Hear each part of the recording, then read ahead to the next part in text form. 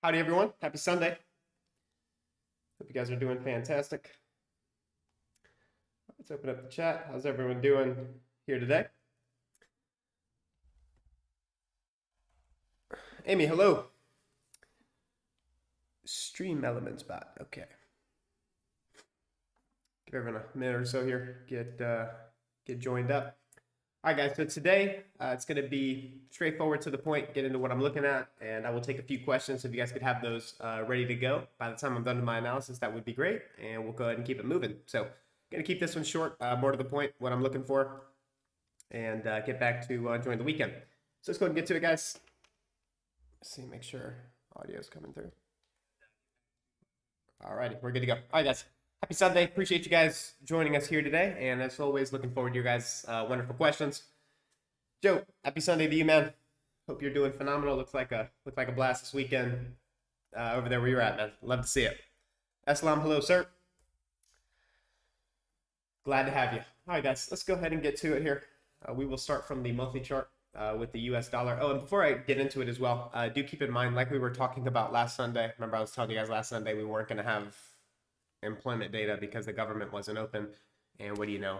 No employment data. So very important to have awareness of kind of what's happening worldwide, the government's financial system, because those are all factors that are going to have ramifications over the markets as traders. Like I always say, generally, I like to just keep everything focused on the business, the candlesticks, what we're expecting, how to make money. But again, right now in the times we're in, you have to know what's going on, because if you don't, you're fucked. Put it that way. Sky, hope you're good, man. Yes, sir. I'm doing good, man. Having a good weekend, taking it easy. Last couple days, good to be back. Glad to get back to business tomorrow morning with you guys live. Appreciate you joining, Scott. All right, guys, let's go ahead and get to it. So monthly chart for the US dollar. Hey, Michael. Hey, Abir. Glad to have you guys. All right, so bullish order block here, this last down close candle. We were watching that. We're still kind of meandering around inside this level, and you'll see more detail on the weekly chart. So still watching how we're trading in here. We're still getting a discount of that monthly range, which I've been covering the last couple weeks, and I'm interested to see how we trade here longer term. Now, where it gets interesting is as we drop down into the weekly chart here. Yes, sir. Absolutely, Sky. So looking at the weekly chart, this is where it now gets interesting, right? So if we zoom in here, we can see that the market is consolidating, right? We're just in a range. What I was looking for last week and the week before that was after we swept this low here and then we rejected to the upside, I wanted to see if we could sustain that price run higher, because then that would indicate that we've consolidated, manipulation, and now we're about to leave that consolidation range. We did not see that the previous week. We saw the market open, drop, and stay inside the previous weekly range. So we had an inside week, which just means this candle does not take out the previous candle's high or the previous candle's low, and it was just an inside week. Why is that? A lot of factors, right? The high impact news didn't come out. The government shutdown is occurring. A lot going on the war front in the Middle East, Venezuela, just all types of crazy shit going on. So I think there's a lot of factors as to why we're not seeing the dollar move, because there's not a whole lot of catalysts to drive it either higher or lower. And in my opinion, the market's waiting for the shoe to drop. So we'll see what happens. But I do want to see dollar leave consolidation before I give you guys long-term targets, right? What do I mean by long-term targets? And I haven't been able to give them to you guys in a few months because the market's been consolidating, right? So if the market's consolidating, I can't call something thousands of pips away from market price and say, hey, look, dollar's going here, if it's just not simply going to move, right? So right now we are in a period where, especially for foreign currency, for Forex trading, in my opinion, you want to take it very light. We're not seeing any movement in the dollar, which is going to make it either a scalper's market or just very difficult for traders in the currency markets that are looking for sustained moves, because you're just not likely to get it in this type of market structure here, which is very good to identify so you're not grinding your account down. So we saw the drop here earlier in the year, clearing out the sell side, right? So when I mean like intermediate term targets, like big runs like this, take time to develop. And right now we're just in a waiting period. So as long as we stay inside this range here, kind of a nothing burger on dollar and focusing on surgical scalps, get in, get paid, not looking to overstay your welcome, because we're not getting that sponsorship. And I did want to update you guys on the pound. So pound, I did like shorts on pound if we were going to get continuation higher on US dollar. But we in fact did not see that. We ended up taking out the slow, pulling back into the range. So I was short in a swing trade from this fair value gap here. And then because I didn't see sponsorship higher on dollar, I decided to kill the trade at break even. So I just want to kind of keep you guys updated. I told you guys I was going to swing some shorts to the downside, see if we can attack these equal lows. I still think they're going to take it down there. I still think it's a factor. It's just a matter of I want to be in markets that are running. And if it's not giving institutional sponsorship, and I'll cover what that means as it relates to the US dollar, I don't want to be in those types of trades because it's just not going to be explosive, be dynamic, and it's just more likely going to be more lethargic price action, which is not really what you want to be trading, right? If you're looking for high probability setups. So looking at the daily chart here for dollar, now refining this, you can still see we're inside this higher time frame range, which again just makes it a little more sloppy. So if you look at the range that we're in right now, we have this high, we have this low, and then if we define that range here, we traded up into 50%, pulled back, and now we're consolidating here. So what I'm watching as it relates to US dollar is going to be these two down close candles, or in other words, a bullish order block here. And I want to see how we trade here. We dropped down into it and we failed to see a displacement higher. What I wanted to see was institutional sponsorship step in inside this order block, buy it up, and really send this thing higher. And that would have given me a great deal of conviction to trust that the market's going to continue. In fact, we did not see that. The market just stayed consolidated here. So now zooming in even further, we're stuck between two PD arrays. This imbalance here, you see we traded up into that and then immediately sold off. This gap here, we traded down into it and rallied. So right now we're stuck in between this gap here and this gap here. So as long as we remain inside that range here, it's going to remain a scalper's market. And if you're looking for sustained price runs, low probability.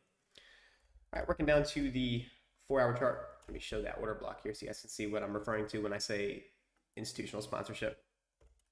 So looking at the 4-hour chart here, we have that black line. I'll thicken that up so you guys can see. All right, so that thick black line here, that's that daily bullish order block. See, we dropped into it here. We started to see a little bit of a pop on Thursday, but then it immediately dropped back down to the range. When I'm saying I want to see sponsorship step in, I want to see the market drop and then quickly start displacing and running higher. And that would indicate to me that deep pockets are buying this level. And then that would be really easy to trust foreign currency shorts to the downside. But again, we just didn't see that. We're staying in the range, so expectations remain managed for me. So in conclusion, for dollar, I am neutral to bullish. All right, moving right along, looking at the bond market here real quick. So after the drop we saw the last couple of weeks, we saw a bit of a retracement here on the weekly chart. I'm interested to see how we trade inside this inversion fair value gap here on the weekly chart. So you guys can see this here. That is an inversion fair value gap. We traded up into it. I want to see if we can stay weak from there. If we do, we'll likely rotate lower, and that would support a bullish stance on dollar. All right, dropping right down to the daily chart here. So we saw a nice expansion to the downside, nice retracement back up into a short-term premium, and now it looks like we're going to continue rotating to the downside, and again, that will support higher US dollar. All right, moving right along to the 4-hour chart. We see a SMT here, so we did not take out the high on the 5-year, did not take out the high on the 10-year, but we did take it out on the 30-year yield. So we saw a bearish SMT when we're looking for lower prices, so I want to see the market continue to the downside. And if we can see a sustained run on bonds, that will allow dollar to loosen up. The reason the markets have been so difficult the last couple of years is because if you look at the bond market here, on the monthly chart, we've just been consolidating.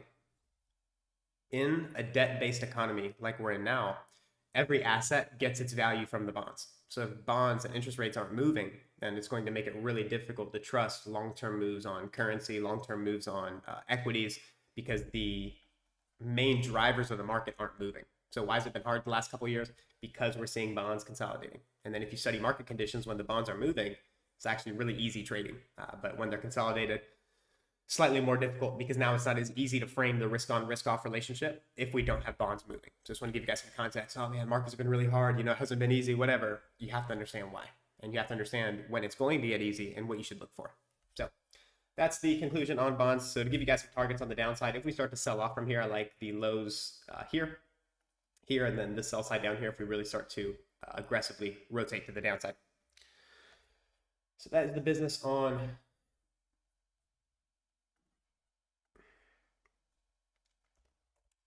the bond market. Let's get into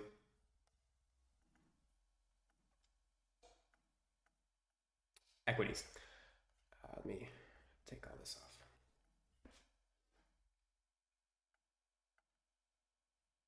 All right, so looking at the monthly chart here, we opened up a new monthly candle for the month of October, obviously. So you want to be mindful of that opening price.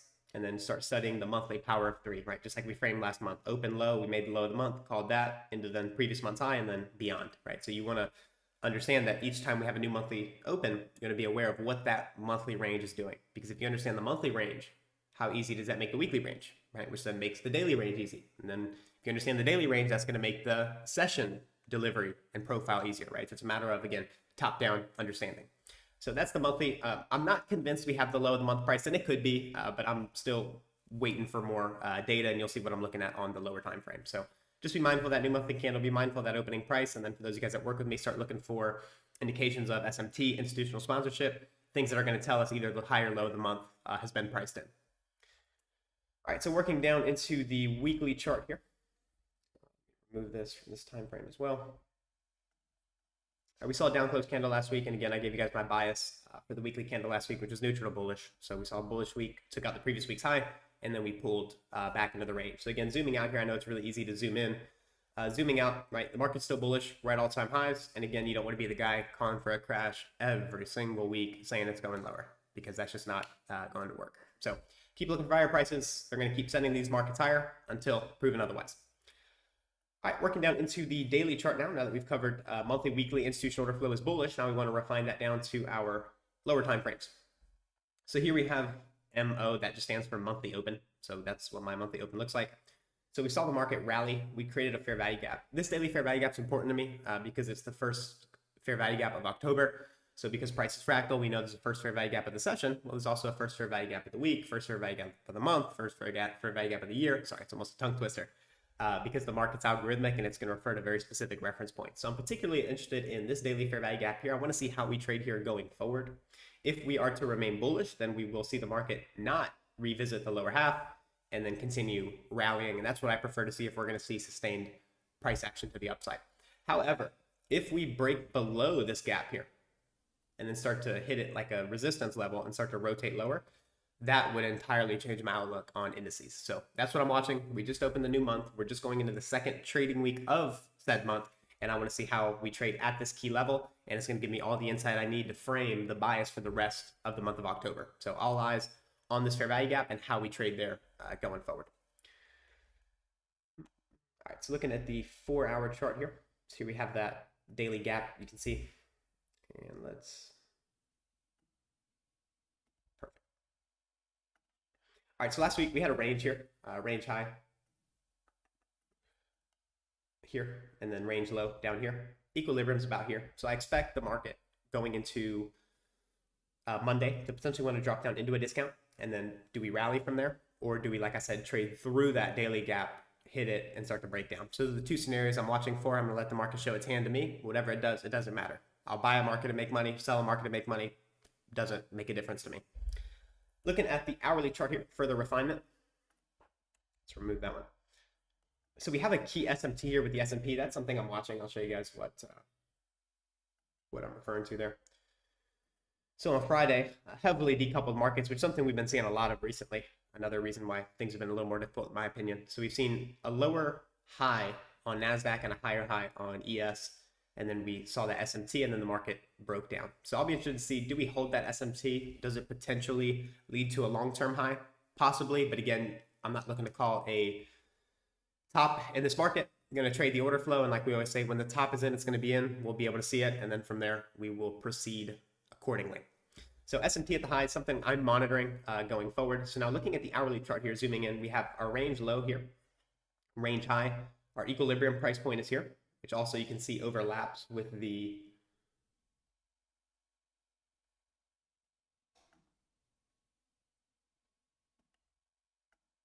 hold on, I'm gonna make sure this level's on here correct.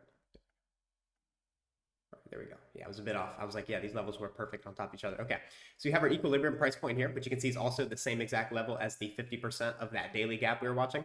So what I do expect going into the open, given we saw SMT strong breakdown here through what is an intermediate term low here. So it's warranted for a rundown into a short-term discount below equilibrium into this bullish breaker here. So I'm now going to take off the daily gap. Well, let me go to the clean chart so you can see it. So I'm also going to be watching this breaker as well. So I don't want to cloud up the main template too much. So as we drop down, also like this up close here. I like that as a draw on liquidity. So I like the market to trade down into that. Then how we trade here will be influential. If we're going to be bullish, we're going to hit this level and we're going to turn on a dime and rally. If we're bearish and we trade through that breaker, that's going to be amazing insight, because then I'll use it as an inversion breaker, short a fair value gap, and then ride it lower. So it's all about knowing how to use the PD arrays. All right, so going back up to the NASDAQ chart here. So again, that breaker here, which is also below equilibrium. So why this PD array here? Because it's the first one below 50% or equilibrium in terms of premium and discount. So I like that breaker there as an initial draw. Then how we trade there will be influential. If we're bullish, again, we'll look for it to rally from this level. If we break down through it, then that'll give me insight that the market's bearish, and that is no problem for me. Shorting, longing, doesn't make a difference. So with that in mind, that's everything here. Make sure we get through the usual asset classes. So going back to gold, I know gold's been a hot one recently. So gold, again, at all-time highs. Keep looking for higher prices. Financial system is collapsing, and money is pouring into assets like gold and silver. And if you look at it, actually I have a thing here that I was actually reading yesterday. I'll read it to you guys so you understand kind of what it is that's happening here. So China's official gold holdings have surpassed 23,000 or 2,300 tons for the first time. Central banks are still piling in the gold. So what you have to understand is the central banks, the people that create these fiat currencies, which are just debt-based currencies, which don't have any value behind them, they're all piling into metals. That's interesting. So gold, extremely bullish. And silver also. Let me take off the back adjustment. Silver is also extremely bullish as well. So if the central banks, the people that are in the know with regard to the financial system, what's happening, if they're piling into metals, it's probably a good idea to be doing so. But it's really interesting. Those headlines only come out after gold and silver's doubled and tripled in price. But when it's down here, nobody else talk about metals. But now everyone's all interested in metals. It's funny how the markets work, right? Market efficiency paradigm. So gold, silver, bullish to the moon, no end in sight, in my opinion. And then the other one is crude oil. Let's look at crude oil here. All right, so I am interested to see what we see in crude oil going forward. They're pulling some funny business with some of the refineries in the U.S. So a good amount of the U.S. oil will start shutting down. And then if we start having escalation in what's happening in the Middle East, I'm thinking crude oil will absolutely fly. But as of right now, I'll have to wait for us to leave this range. When you see price action like this, nothing good is going to come out of it. So wait for the market to displace or leave that consolidation. And in my opinion, that's going to give the easier price action. So I've been stalking this setup in crude oil to the moon for a long time, but have to wait for everything to kind of get in alignment for that narrative to take place. So that's the business on crude oil, gold, silver, and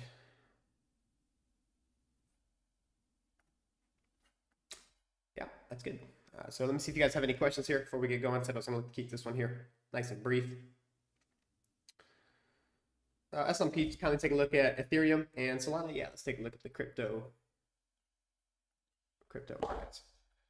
All right, so let's start from the monthly chart here.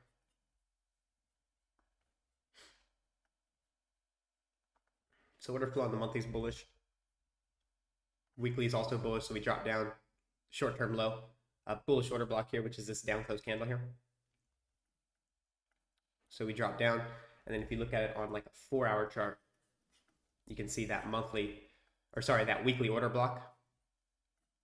See the bodies perfectly stopping there, turning on a dime, shifting market structure, fair value gap, and now you're seeing a market maker buy model. We're on the buy side of the curve. Original consolidation is here, and then the old highs back here. So we're looking like we're on the buy side of the curve. Drop down into a discount PD array. So again, like we covered for those of you guys that work with me directly, market maker models are very simple. Where's price action at? Where's your discount? And where's your premium arrays? The market drops into a discount array in the form of a weekly bullish order block, and now it's going to reach higher for a premium array in the form of a buy side liquidity pool or an old high.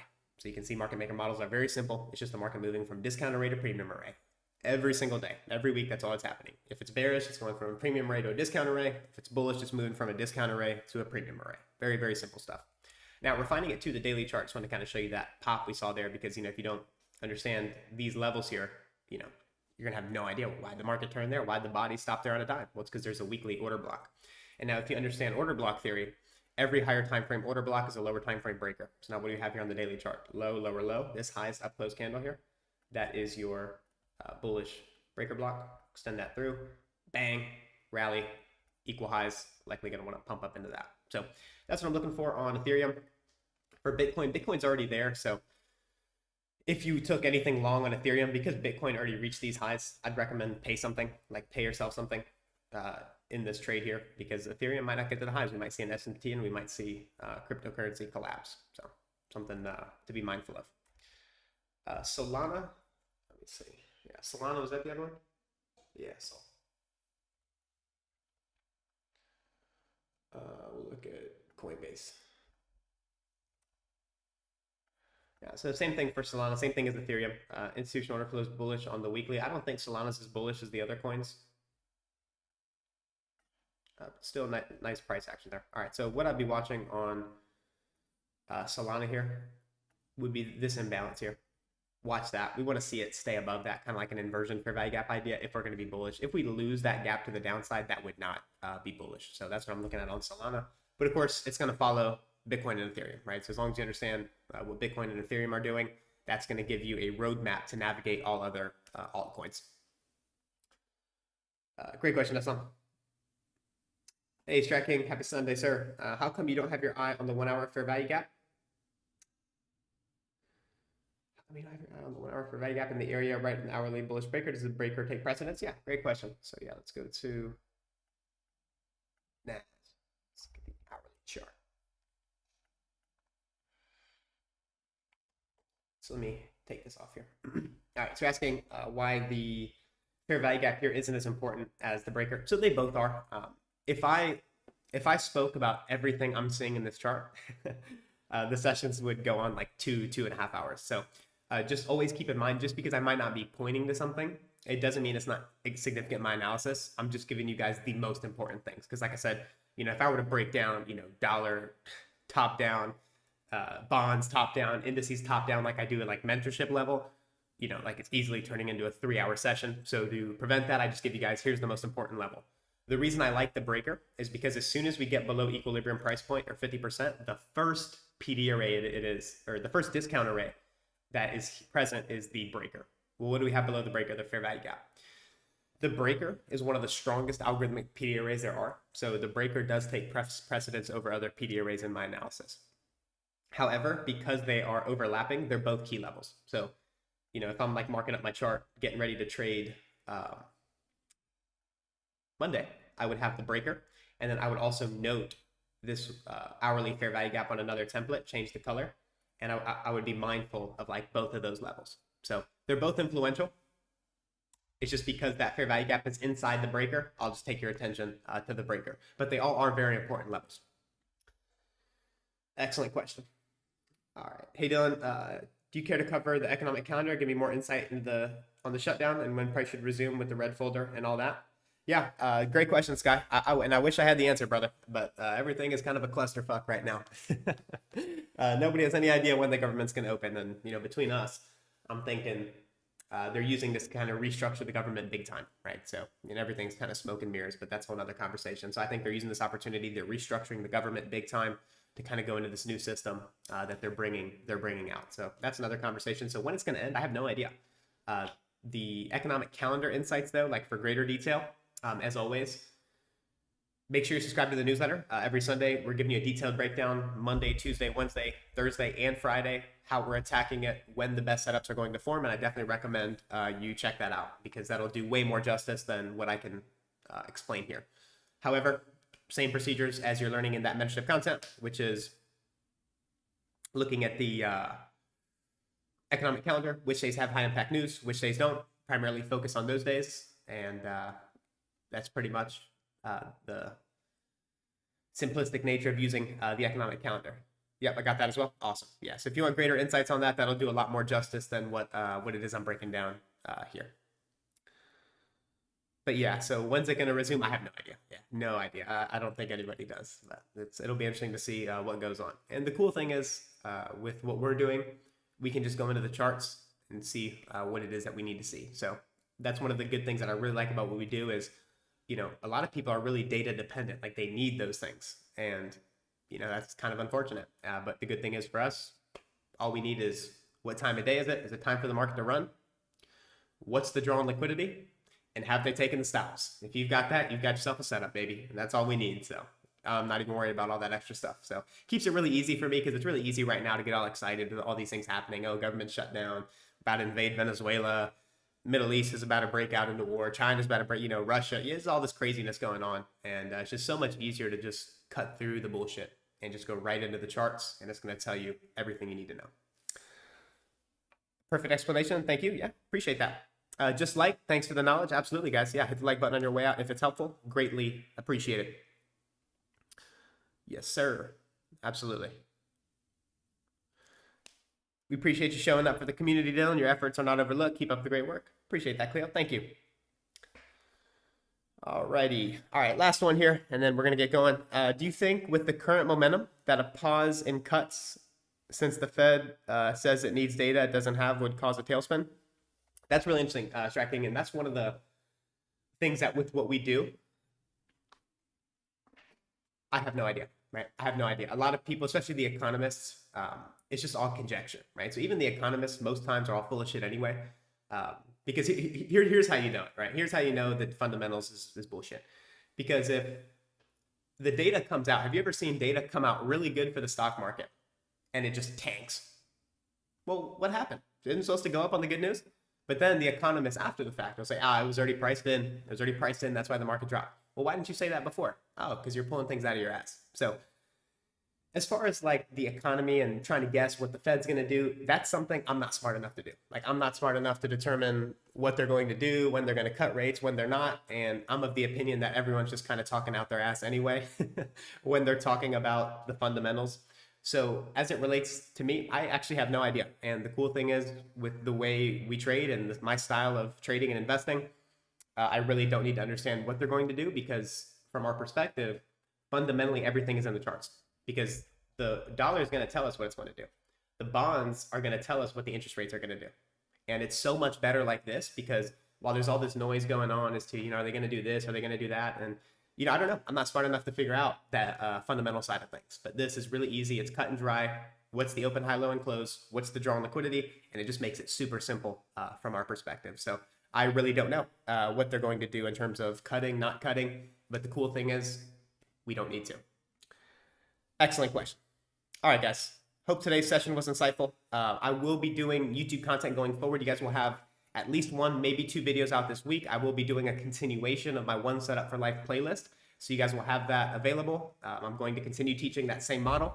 The initial video is just the introduction to it. There are a lot of other components that help me frame that One Setup for Life that I trade just about every single week. And I will be doing a full playlist for you guys on YouTube. And that will be starting this week. So with that in mind, stay tuned. Any other ideas that you guys would like to see in terms of videos, things that would help you guys out? Very much so looking forward to hearing from the community, what you guys would like to hear. And more than happy to put some videos together and start getting some lecture material up on the YouTube for you guys.